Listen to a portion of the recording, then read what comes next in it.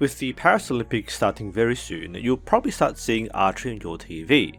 This will likely present several immediate questions. What are they using? Do they really need all that? And can a sufficiently skilled traditional archer shoot just as accurately? In this video, we're going to clarify exactly what is involved in modern target archery and why the extra tools are necessary.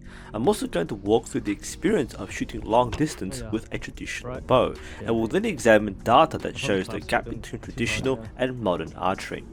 For those who don't know me, I started my archery journey as a modern target style recurve archer.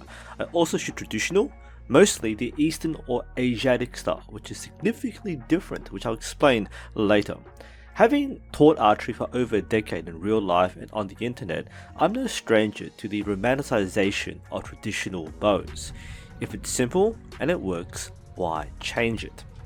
This is, after all, the entire origin of archery as a sport.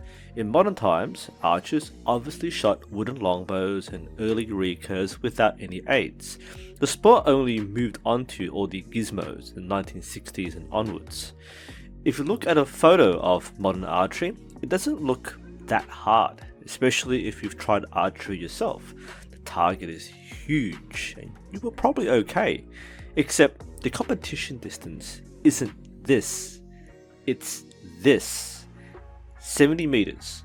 The target is 122 centimeters in diameter.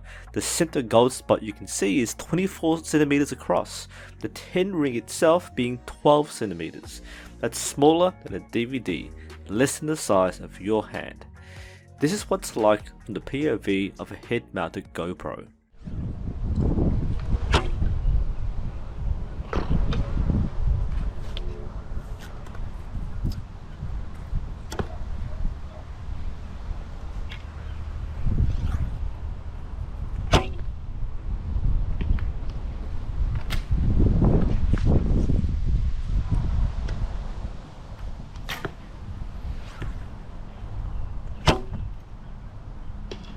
I went way too low on that one. Yeah. I was actually aiming below the gold. No. Yeah, it's just the eyes freaking like you just want to point towards gold. Yeah. I was aiming at gold, and that's obviously way too low. We know that when it hits gold, I'm just aiming low. So I gotta tell myself, aim at blue. Black, aim at black. Black. Yep. On a side note, people always ask why I'm shooting on the quote wrong side of the bow. In Asiatic archery, the thumb draw is normally used. The arrow is placed on the right. This is the style used in Eastern cultures like Mongolian, Arab and Korean. In fact, traditional Korean archery shoots at a 2-meter size target at over 140 meters. So let's see how I fare with a target half the size and half the distance. The standard 70 meter used in the Olympics. So at this point, I'm only going to count really hits or misses. If it hits, I'll hear it, you might hear it, I'll call it out. If I miss, I miss. It's not realistic to actually get groupings. If I can hit the target consistently, that's good enough. Okay, so I want to at least get, say, 9 arrows, at least 5 hits will be a good benchmark.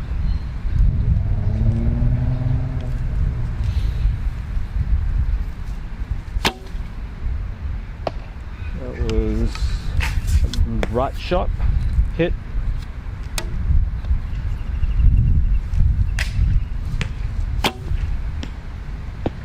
Oh, middle hit. It's actually in the red ring, that'd be a 7. It's a pretty good center shot. It's a hit, left side.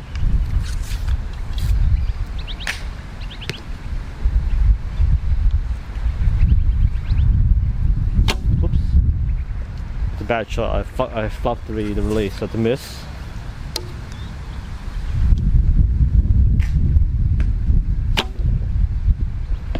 Hit, middle.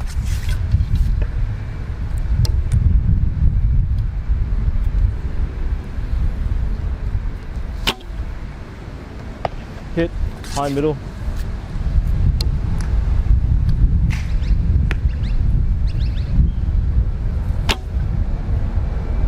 Hit.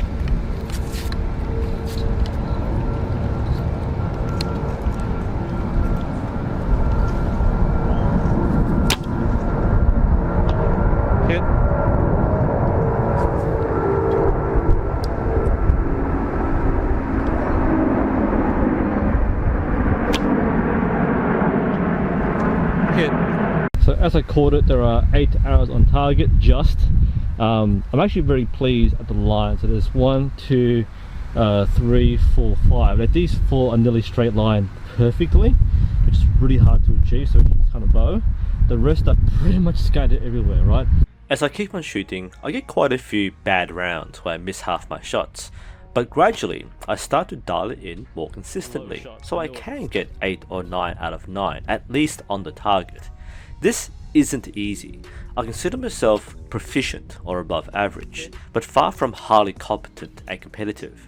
However, this is more or less what the results of traditional shooting look like at this distance. With enough practice, I think it's fair to say that top level traditional shooters should consistently hit the target.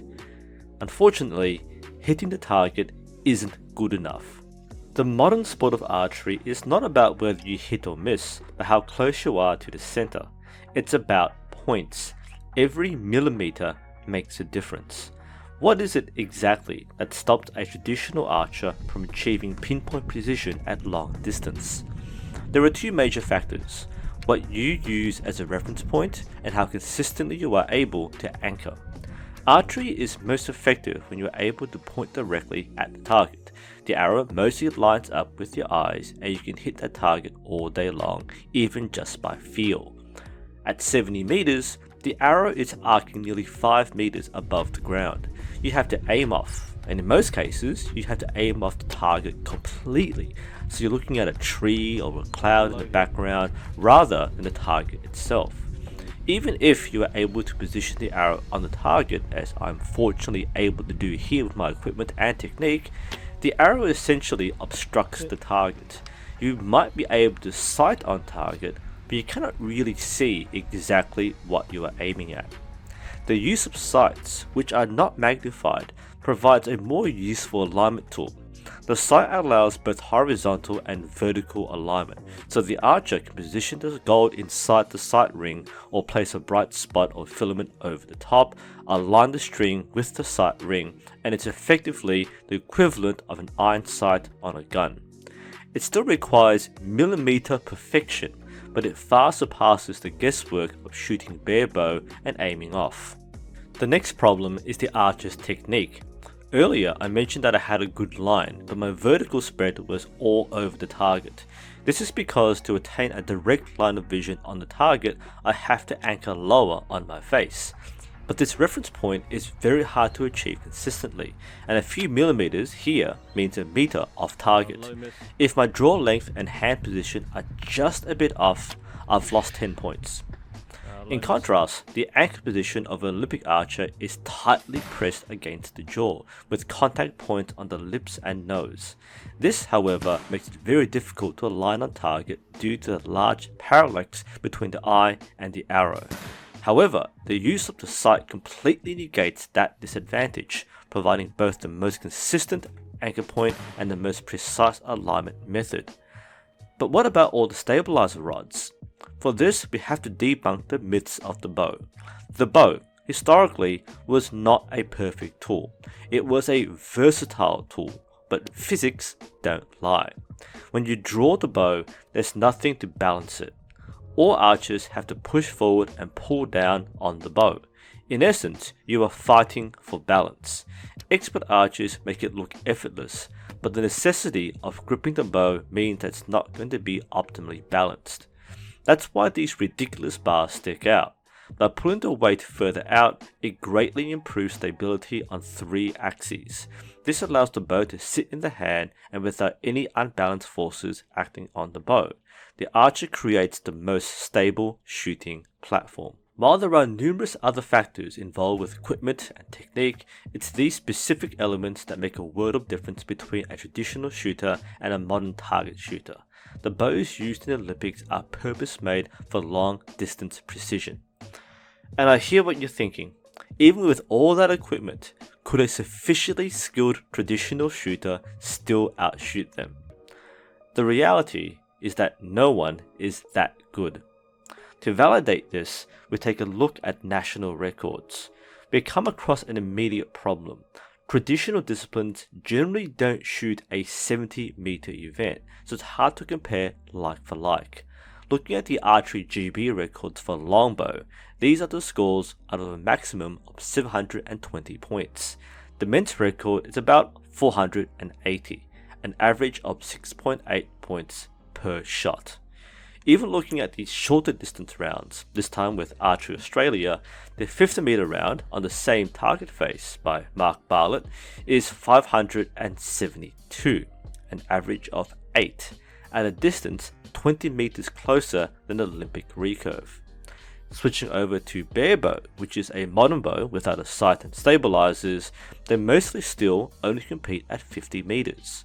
Looking at Archery GB scores again for the 70-meter round, the men's record is 591, a respectable average of 8.2. The current world record for the 70-meter round by an Olympic recurve shooter is by Brady Ellison with 702 out of 720.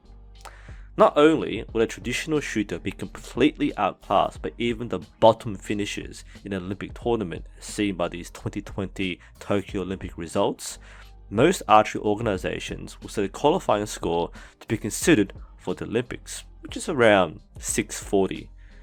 Our traditional shooter won't even make the team. It's a bit of a downer, but that's the reality. As good as traditional archery looks, it can't compete against modern archery, and the results are literally hit or miss.